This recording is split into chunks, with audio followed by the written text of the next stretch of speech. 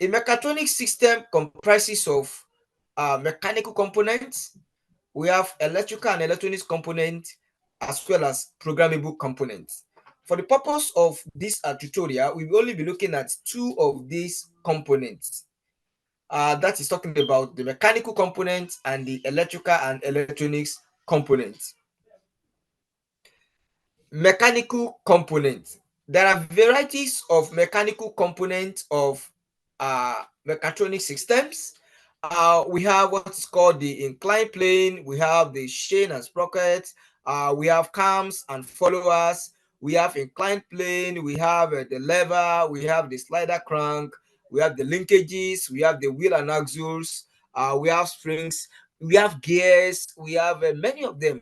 We have the pulley systems. These are the mechanical components of a mechatronic system.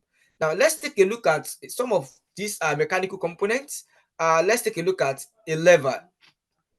Now, what is a lever? Lever are basically used to move a big force.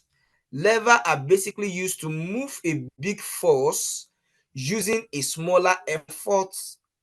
That is what lever is used to do.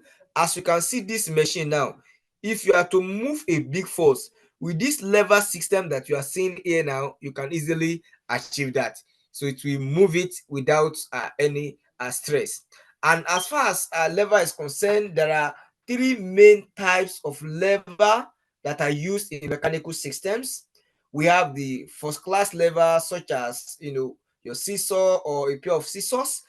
We have the second class lever, such as your wheelbarrow or your car door, and we have the third class lever, such as your broom or your fishing rod. So these are typical example of the common simple machine or the common simple mechanical components of of mechatronics that we have in our disposal. Then let's take a look at the pulleys. Pulleys are used to reduce effort when lifting loads. As we can see here, you can use this one easily when you are lifting load, and by using that, you are going to reduce the effort. So they do this by using the wheel and axles and rope to increase the mechanical advantage.